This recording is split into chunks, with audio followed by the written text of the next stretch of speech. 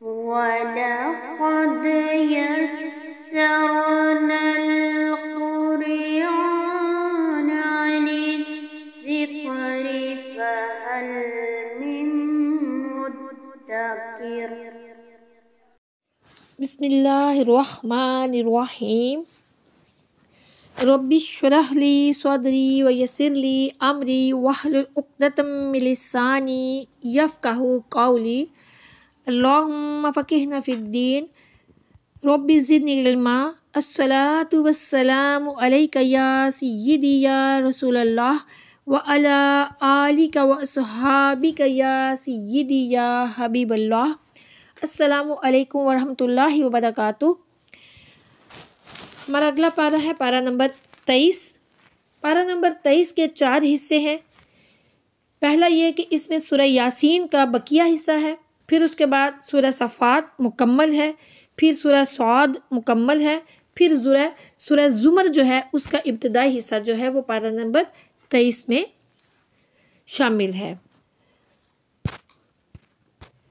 پارہ نمبر 23 جو ہے وہ سورہ یاسین کا تسلسل ہے، جس کے آغاز میں بتایا گیا ہے کہ حبیب نجار نے قوم کو سمجھاتے ہوئے کہا کہ لوگوں، جس اللہ نے ہمیں پیدا کیا اور اسی کی طرف ہم کو لوٹ کر جانا ہے، تو پھر ہمیں عبادت بھی اسی کی کرنی چاہیے، اور مفادات سے بالاتر ہو کر جو لوگ ہمیں پیغام حق پہنچانے آئے ہیں ہمیں ان کی دعوت پر لبیک بھی کہنا چاہیے۔ مگر قوم جو ہے اپنے ظلم و ستم سے باز نہ آئی اور قاصدین حق کے قتل پر آمادہ ہو گئی، یعنی کہ انبیاء کرام کے۔ حبیب نجار جو کہ مرد مومن تھے، انہوں نے قوم کی بجائے اللہ والوں کا ساتھ دیا اور ایمان کے تحفظ اور دین حق کی حمایت میں اپنی جان داؤ پر لگا دی، اور تینوں اللہ والے شہادت کے عظیم منصب پر فائز ہو گئے۔ حق کی دفاع اور حمایت میں اس عظیم الشان قربانی پر اللہ کا نظام غیبی جو ہے وہ حرکت میں آ گیا، اور فرشتے نے فصیل پناہ کے دروازے پر کھڑے ہو کر ایک زوردار چیخ ماری، جس کی ہولناکی اور دہشت سے ان کے کلیجے پھٹ گئے اور وہ ٹھنڈے ہو کر رہ گئے۔ انہیں ہلاک کرنے کے لیے اللہ کو فرشتوں کے لشکر نہیں بھیجنے پڑے۔ اس لیے مشرکین مکہ کو مشرکین انطاکیہ کے اس عبرتناک انجام سے سبق سیکھ لینا چاہیے۔ ان کی شہادت عظمیٰ کے بعد اللہ تعالیٰ نے ان کو جنت میں داخل کر دیا۔ جنت میں جانے کے بعد جب انہوں نے اپنی آنکھوں سے اللہ کی ان نعمتوں کا مشاہدہ کیا جو اللہ نے اہل ایمان کے لیے تیار کر رکھی، تو بے ساختہ حبیب نجار کی زبان سے یہ نکلا کہ اے کاش میری قوم کے لوگوں کو اس بات کا علم ہو جاتا کہ میں کامیاب ہو گیا ہوں اور میرے پروردگار نے میری بخشش فرما کر مجھے جنت میں داخل کر دیا ہے۔ یعنی کہ یہ حبیب نجار مرد مومن جو تھے، ان کا یہ سارا واقعہ ہے، اور ان کی قوم کا جو کہ 22ویں پارے سے شروع ہوا تھا، اس کے شروع میں اس کا ذکر تھا۔ اب اگلی جو آیات ہیں اس میں اللہ عز و جل کی قدرت اور جلالت کو بیان کیا گیا ہے کہ سورج، چاند اور سیارے قادر مطلق کے نظم کے تابع چل رہے ہیں، اور یہ ممکن ہی نہیں کہ ان میں کوئی فساد یا ٹکراؤ ہو جائے۔ مظاہر قدرت بلا شبہ عظیم خالق و مدبر کی صفات عالیہ کے عظیم آثار ہیں۔ مظاہر قدرت جہاں حق کے آثار ظاہر کر رہے ہیں، وہیں ان کا جوڑوں کی صورت میں ہونا آخر کے واقعہ ہونے کی دلیل ہے۔ جس طرح کہ ہر مخلوق جوڑے کی صورت میں ہے، اسی طرح دنیاوی زندگی کا جوڑا آخرت کی زندگی ہے۔ پھر اس کے بعد آیت نمبر 41 سے یہ بتایا جا رہا ہے کہ اللہ عز و جل نے سواریوں کو بھی جوڑوں کی صورت میں بنایا۔ ایک وہ ہیں جو کشتیوں اور جہازوں کی صورت میں دریاؤں اور سمندروں میں چلتی ہیں، اور دوسری وہ ہیں جو خشکی پر رواں دواں ہیں۔ یہ بڑی جسامت والے سواری اور باربرداری کے جانور اور دور جدید میں ایجاد ہونے والی گاڑیوں اور ریل کی صورت میں ہیں۔ پھر ان سواریوں میں محفوظ سفر بھی اللہ ہی کی رحمت سے ممکن ہے۔ اگر سمندر میں طغیانی آ جائے اور کشتیاں ڈوبنے لگے تو پھر کون ہے جو ہمیں ڈوبنے سے بچائے گا؟ صرف اللہ عز و جل ہی ہے، اور اللہ کے سوا اور کون ہے جو ہمیں بچائے گا؟ کوئی بھی نہیں۔ اس کے بعد تقوی اختیار کرنے اور غربا اور مساکین پر خرچ کرنے کی تلقین کے ساتھ مشرکین کی ہٹ درمی اور ضلالت کا تذکرہ اور قیامت قائم کرنے کے فوری مطالبے پر مخصوص اسلوب میں تنبیہ ہے کہ یہ لوگ بس ایک زوردار چیخ کے منتظر ہیں جو انہیں بھرپور زندگی گزارتے ہوئے اچانک آ لے گی اور انہیں اپنے اہل خانہ تک پہنچنے اور کسی قسم کی وصیت کی مہلت بھی نہیں مل سکے گی۔ اس کے بعد قیامت کے منظر کشی کی گئی ہے کہ جیسے ہی سور پھونکا جائے گا، لوگ قبروں سے نکل کر اتنی بڑی تعداد میں اپنے رب کے سامنے حاضری کے لیے چل پڑیں گے کہ وہ پھسلتے ہوئے محسوس ہوں گے اور بے اختیار پکار اٹھیں گے کہ ہمیں قبروں سے کس نے نکال باہر کیا، پھر خود ہی یہ کہنے پر مجبور ہو جائیں گے کہ یہ تو رحمان کے وعدے کی عملی تفسیر ہے، رسولوں نے بالکل سچ کہا تھا۔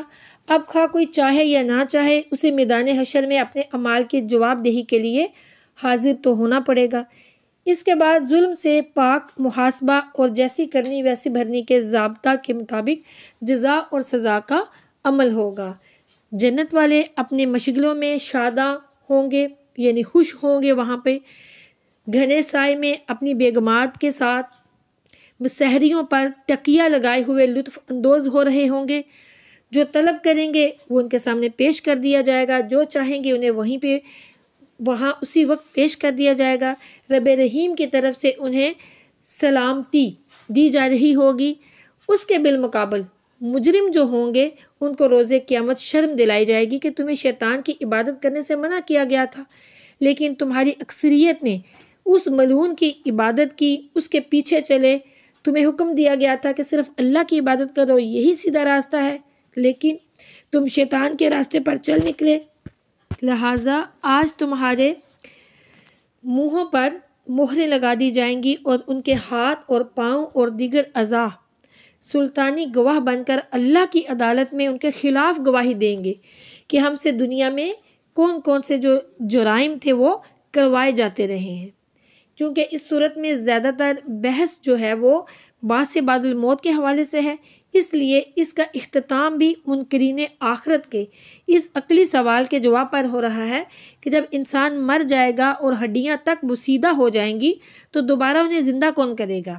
تو اس کا جواب دیا کہ دوبارہ بھی وہی خالق وہ رب عز و جل زندہ کرے گا جس نے بغیر کسی نام و نشان کے پہلے پیدا کیا تھا۔ مزید فرمایا کہ اللہ عز و جل جب کسی چیز کا ارادہ فرماتا ہے تو فرماتا ہے کہ کن، یعنی کہ ہو جا، تو وہ چیز فیکن ہو جاتی ہے۔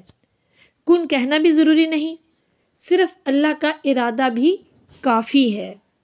یہاں پر سورہ یاسین کا اختتام ہوتا ہے۔ اللہ عز و جل سے دعا ہے کہ ہمیں سورہ یاسین میں بتائے گئے احکامات پر عمل کرنے کی توفیق عطا فرمائے، آمین۔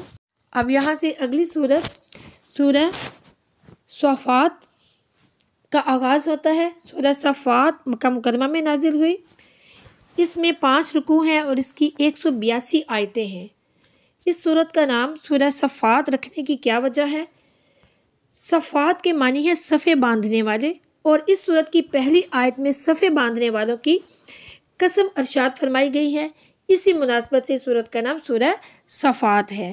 سورہ صفات کی فضیلت میں حضرت عبداللہ بن عباس رضی اللہ تعالیٰ عنہ سے مروی ہے کہ نبی کریم صلی اللہ علیہ وآلہ وسلم نے ارشاد فرمایا کہ جس نے جمعے کے دن سورہ یاسین اور سورہ والصفات کی تلاوت کی، پھر اس نے اللہ تعالیٰ سے کوئی سوال کیا تو اللہ تعالیٰ اس کا وہ سوال پورا کر دے گا۔ پھر یہ سورت جو ہے فرشتوں کے ذکر سے شروع ہوتی ہے، کیونکہ وہ دربار خداوندی میں صف بندی کا اہتمام کرتے اور کتار اندر کتار حاضری دیتے ہیں۔ اس سے حیات انسانی میں کتار کی اہمیت بھی اجاگر ہو جاتی ہے۔ پہلے شریر جناتوں کا داخلہ عالم بالا کی طرف ہوتا تھا، مگر اب ان کا داخلہ عالم بالا میں بند ہو گیا ہے۔ اب جب وہ چوری چھپے ملائے اعلیٰ کی خبریں سننے کی کوشش کرتے ہیں تو شہاب ثاقب ان کا تعاقب کرتے ہیں اور انہیں وہاں سے مار بھگاتے ہیں۔ اگلی آیات میں دوزخیوں کی باہمی لان تان کے علاوہ جنتیوں کا آپس میں مکالمہ بھی پیش کیا گیا ہے کہ ایک جنتی اپنے ہم مجلس دوستوں سے کہے گا کہ دنیا میں میرا ایک دوست تھا جو کہ میرے قیامت کے عقیدے پر مذاق اڑایا کرتا تھا، وہ آج یہاں نظر نہیں آ رہا ہے۔ اللہ تعالیٰ فرمائے گا کہ اگر تم اسے دیکھنا چاہو تو نیچے جھانک کر دیکھ لو۔ وہ جب جھانکے گا تو اسے جہنم کے عذاب میں مبتلا نظر آئے گا، یعنی وہ جو ہے اپنا جو اس کا دوست ہے وہ۔ تو جنتی اس سے کہے گا کہ تو مجھے گمراہ کرنے پر کمر بستہ رہتا تھا، یہ تو اللہ کا فضل و کرم ہوا کہ اس نے تمہارے بہکاوے سے مجھے بچا لیا، ورنہ میں بھی تمہاری طرح جہنم کی گہرائیوں میں پڑا سڑ رہا ہوتا۔ حضرت مقاتل بن حیان روایت کرتے ہیں کہ ایک روز میں نے خلیفہ راشد حضرت عمر بن عبدالعزیز علیہ رحمہ کے پیچھے نماز پڑھی۔ جب وہ سورت کی اس آیت پر پہنچے جس کا ترجمہ ہے کہ اور انہیں صراط کے پاس روکو، ان سے پوچھ گچھ ہوگی، تو اس آیت سے اس قدر متاثر ہوئے کہ اسی کو بار بار دہراتے رہے اور ان کے گریہ اور بکا نے انہیں آگے نہ بڑھنے دیا۔ اس کے بعد یہ سورت بعض انبیاء کرام علیہ السلام کے قصص کو بیان کرتی ہے۔ سب سے پہلے حضرت نوح علیہ السلام اور ان کی قوم کا مختصر تذکرہ ہے کہ ایمان والوں کو قلت تعداد کے باوجود نجات اور کافروں کو کثرت تعداد کے باوجود غرقابی ہاتھ آئی۔ پھر حضرت ابراہیم علیہ السلام کا واقعہ 2 مرحلوں میں بیان ہوا۔ پہلے مرحلے میں ان کی دعوت توحید کہ انہوں نے اپنی قوم کو دعوت حق اور ہدایت دی، مگر وہ مشرف اسلام ہونے کی بجائے ہٹ درمی پر اتر آئے اور انہیں آگ میں ڈالنے کی ترکیبیں کرنے لگے، جن سے اللہ نے انہیں بچا لیا۔ دوسرے مرحلے پر ذبح اور فدا کا بے مثال مشہور واقعہ مذکور ہوا ہے کہ اللہ نے ان کو خواب میں دکھلایا، یعنی حضرت ابراہیم علیہ السلام کا، کہ ان کو خواب میں دکھلایا کہ وہ اپنے بہت عزیز بیٹے حضرت اسماعیل علیہ السلام کے گلے پر چھری چلا رہے ہیں۔ واقعہ کچھ اس طرح ہے کہ حضرت ابراہیم علیہ السلام نے اپنے بیٹے حضرت اسماعیل علیہ السلام سے کہا کہ میں نے خواب میں دیکھا ہے کہ میں تمہیں ذبح کر رہا ہوں، اب بتاؤ کہ تمہاری کیا رائے ہے۔ حضرت اسماعیل علیہ السلام نے ایک لمحہ توقف کیے بغیر جواب دیا کہ بابا، آپ وہ کام کر گزریں جس کا آپ کو حکم دیا گیا ہے، اس معاملے میں آپ مجھے صبر کرنے والا پائیں گے۔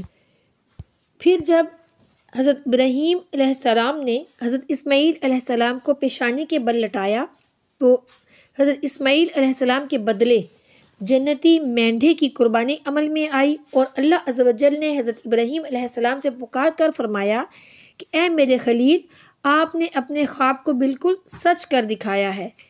اس طرح اللہ تعالیٰ نے جناب ابراہیم اور اسماعیل علیہ السلام کی قربانی اور ذبح کو قبول فرما کر جہاں اخروی جزا کو ان کا مقدر بنا دیا، وہیں رہتی دنیا تک کے لیے آپ کی قربانی کو ایک مثال بھی بنا دیا کہ ہر سال امت مسلمہ جو ہے، یعنی امت محمد رسول اللہ صلی اللہ علیہ وآلہ وسلم، ذبح عظیم کی اس بے مثال تاریخ کو دہرا کر ملت ابراہیمی سے اپنی وابستگی کا اعلان اور اعتراف کرتی ہے۔ یعنی کہ ذی الحج میں عید الاضحیٰ کے موقع پر ہم جو قربانی کرتے ہیں، یہ حضرت ابراہیم اور حضرت اسماعیل علیہ السلام کی سنت ہے، اور یہ جو مسلمان ہیں امت محمد رسول اللہ صلی اللہ علیہ وآلہ وسلم، وہ اس بے مثال اور عظیم قربانی کو ہر سال دہراتی ہے۔ اس کے بعد دیگر انبیاء کرام مثلاً حضرت اسحاق، حضرت موسیٰ، حضرت ہارون، حضرت الیاس، حضرت لوط اور حضرت یونس علیہ السلام کا تذکرہ ہے۔ یہ سارے تذکرے ماضی میں تفصیل سے ہم بیان کر چکے ہیں، یعنی کہ پیچھے جتنے بھی ہم نے پڑھے ہیں لیکچر ان میں آپ سن چکے ہیں، اس لیے یہاں پر ان کے اعادے کی ضرورت میرا خیال ہے نہیں ہے۔ پھر اگلی آیات میں اللہ عز و جل نے مشرکین کی اس بات کی بھی تردید کی ہے کہ وہ فرشتوں کو اللہ کی بیٹیاں بتلاتے تھے، جبکہ اللہ کی کوئی اولاد نہیں ہے، وہ لم یلد ولم یولد ہے۔ فرشتے تو اللہ کے عبادت گزار بندے ہیں، اس کے بیٹے یا بیٹیاں نہیں ہیں، اس کے بندے ہیں، عبادت گزار ہیں، بندے ہیں، اور جو صف باندھ کر اللہ عز و جل کی تسبیح و تقدیس کرتے رہتے ہیں۔ ایک حدیث مبارکہ میں آتا ہے کہ جو شخص یہ چاہے کہ اس کا ثواب بڑی ترازو میں تولا جائے تو وہ مجلس کے اختتام پر سورہ صفات کی آخری 3 آیتیں جو ہیں وہ پڑھ لیا کریں، یعنی کہ سورہ نمبر 180، 181 اور 182۔ سبحان ربک رب العزت عما یصفون وسلام علی المرسلین والحمد للہ رب العالمین۔ اس کا ترجمہ ہے تمہارا رب عزت والا ان تمام باتوں سے پاک ہے جو وہ بیان کرتے ہیں، اور رسولوں پر سلام ہو، اور تمام تعریفیں اس اللہ کے لیے جو تمام جہانوں کا پالنے والا ہے۔ انہی آیات کے بارے میں حضرت علی المرتضیٰ کرم اللہ وجہ الکریم فرماتے ہیں کہ جسے یہ پسند ہو کہ قیامت کے دن اسے اجر کا پیمانہ بھر بھر کر دیا جائے تو اسے چاہیے کہ اس کی مجلس کا جو آخری کلام ہے وہ یہی والی 3 جو آیتیں ہیں وہ ہوں۔ اللہ تعالی ہمیں عمل کی توفیق عطا فرمائے۔ یہاں پر سورہ صفات جو ہے اس کا اختتام ہوتا ہے۔ اللہ عز و جل سے دعا ہے کہ اس صورت میں تمام احکامات جو بیان کیے گئے ہیں اس پر ہمیں عمل کی توفیق عطا فرمائے، آمین۔ یہاں سے اگلی صورت سورہ صاد اس کا آغاز ہوتا ہے۔ سورہ صاد مکہ مکرمہ میں نازل ہوئی، اس میں 5 رکوع ہیں اور اس کی 88 آیتیں ہیں۔ اس صورت کا نام سورہ صاد رکھنے کی وجہ کیا ہے؟ اس صورت کی ابتدا میں حروف مقطعات میں سے ایک حرف صاد اس کا ذکر کیا گیا ہے، اسی مناسبت سے اسے سورہ صاد کہتے ہیں۔ اس صورت کی جو ابتدا ہے اس میں اللہ رب العزت نے قرآن عظیم کی قسم کھائی ہے۔ یہ قسم یا تو قرآن کے معجزہ ہونے پر ہے یا صاحب قرآن حضرت محمد مصطفیٰ کریم صلی اللہ علیہ وآلہ وسلم کی صداقت اور امامت پر ہے۔ پھر قرآن کریم کے کتاب نصیحت ہونے کے بیان کے ساتھ ہی منکرین توحید کے لیے عذاب الہی کی وعید، اور پھر انبیاء کرام علیہ السلام ان کا ذکر ہے، جس میں اختصار اور تفصیل کی دونوں صنعتوں کی جھلک دکھلائی گئی ہے۔ اگلی آیات میں ان مشرکین کو خطاب کیا گیا ہے جنہیں اپنی طاقت پر ناز تھا اور خدائی کے دعوے کرتے تھے کہ اگر آسمانوں اور زمین اور ان کے درمیان ہر چیز کی بادشاہت ان کی ہے تو پھر انہیں چاہیے کہ آسمانوں کی طرف چڑھیں، اور ظاہر ہے کہ ایسا ممکن نہیں ہے، تو پھر انہیں اپنے عجز اور اپاہج پن کا اعتراف اور اقرار کر لینا چاہیے۔ پھر اس کے بعد قوم نوح اور قوم عاد، قوم فرعون، قوم سمود، قوم لوط اور اصحاب الایکہ وغیرہ جو ہیں ان کا واقعہ ایک بار پھر ذکر ہوا ہے کہ انہوں نے رسولوں کو جھٹلایا تو ان پر عذاب الہی کی بارش برسی اور وہ صفحہ ہستی سے مٹ گئے۔ اس کے بعد حضرت داؤد علیہ السلام کی دستکاری، انابت اللہ اور خوش الہانی سے تلاوت یعنی زبور کی تلاوت کرنے کا بیان ہے کہ جس میں پہاڑ اور پرندے بھی ان کے ساتھ چہچہانے لگ جاتے تھے، نیز انہیں سلطنت اور حکمت اور قول فیصل عطا کیے جانے کی وضاحت کے بعد ان کے پاس دائر ایک مقدمے کا ذکر کیا گیا ہے کہ آپ اپنے محل میں لیٹے ہوئے تھے کہ اچانک وہاں 2 لوگ داخل ہوئے۔ آپ کو ان کے اچانک داخل ہونے پر کچھ تشویش ہوئی تو وہ عرض کرنے لگے کہ دراصل ہم اب آپ سے ایک تنازع کا فیصلہ کروانے کے لیے آئے ہیں۔ چنانچہ ایک شخص نے کہا کہ میرے بھائی کے پاس 99 دمبیاں ہیں اور میرے پاس ایک ہی دمبی ہے، اور وہ مجھ پر دباؤ ڈال رہا ہے کہ میں وہ ایک جو دمبی ہے وہ بھی اس کو دے دوں۔ آپ نے دوسرے شخص کی بات سننے سے پہلے ہی دوسرے شخص کو مخاطب ہو کر کہا کہ تم نے اس کی دمبی کے بارے میں سوال کر کے زیادتی کا ارتکاب کیا ہے، کیونکہ تمہارے پاس تو پہلے ہی 99 دمبیاں موجود ہیں۔ پھر یک لخت آپ کے ذہن میں خیال آیا کہ مجھے دوسرے فریق کا موقف بھی سن لینا چاہیے تھا۔ آپ کو اپنی رائے پر شدید صدمہ لاحق ہوا اور فوراً اللہ عز و جل کے سامنے سجدہ ریز ہو گئے۔ مالک کائنات نے جب اپنے عظیم بندے کو اپنے سامنے جھکے ہوئے دیکھا تو ان پر کرم کرتے ہوئے نصیحت فرمائی کہ اے داؤد، آپ زمین پر خلیفہ ربانی ہیں، لہٰذا لوگوں کے درمیان حق کے ساتھ فیصلہ فرمائیں اور کسی معاملے میں اپنی خواہش کی کبھی بھی پیروی نہ کریں۔ پھر اس کے بعد آیت نمبر 31 سے اللہ کے بہت اچھے بندے اور اس کی طرف رجوع کرنے والے پیغمبر حضرت سلیمان علیہ السلام کی نبوت اور حکومت کا ذکر آیا ہے، جس کی تفصیلات ہم پہلے پڑھ چکے ہیں۔ اب بار بار دہرانا، کیونکہ وہ ہم پڑھ چکے ہیں تو بار بار دہرانے کا فائدہ نہیں۔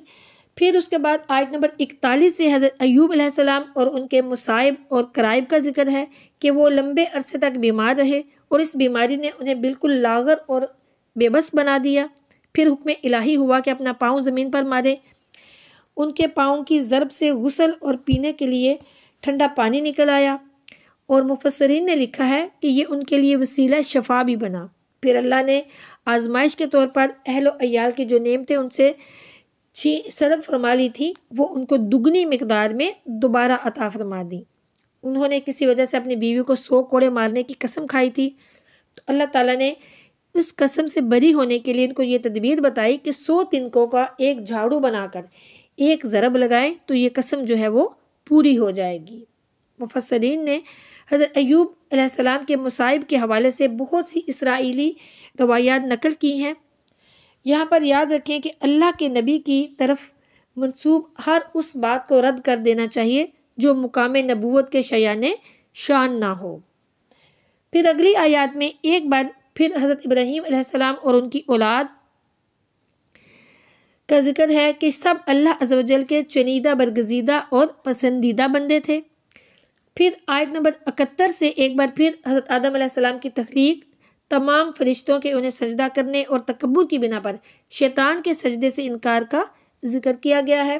اس میں اللہ تعالیٰ نے شیطان سے جواب طلب فرمایا کہ یہ بتاؤ کہ جب آدم کو میں نے اپنے دستے قدرت سے بنایا تو تمہیں اسے سجدہ کرنے سے کون سی چیز نے روکا، کون سی چیز مانع ہوئی؟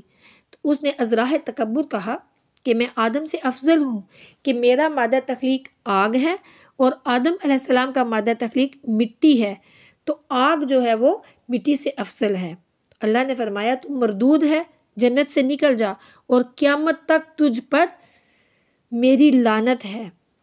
اس سے معلوم ہوا کہ اپنی خطائے اجتہادی کو تسلیم کرنا اور اس پر اللہ سے معافی مانگنا حضرت آدم علیہ السلام کی سنت ہے، اور اپنی معصیت پر ڈٹ جانا اور اس کو درست ثابت کرنے کے لیے دلیل کا سہارا لینا یہ ابلیس کا شعار ہے۔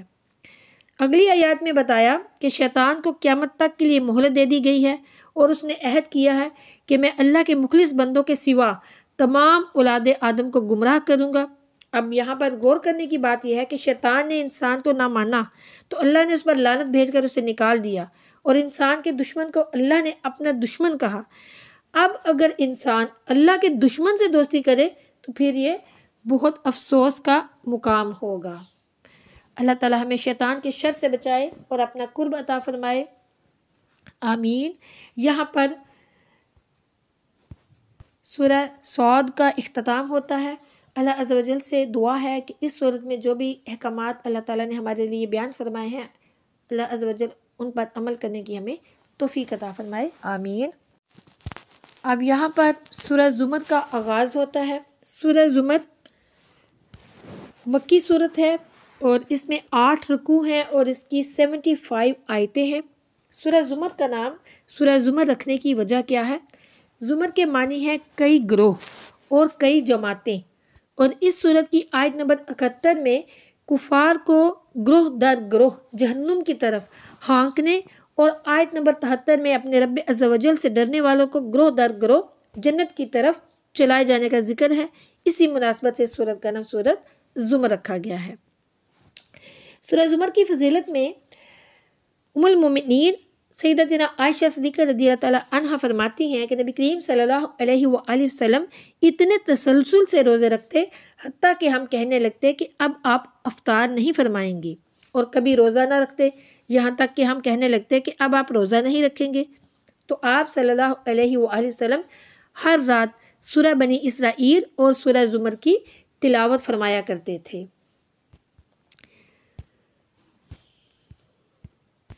سورہ زمر کی ابتدا میں حکم فرمایا گیا ہے کہ دین کو اللہ کے لیے خالص کرو۔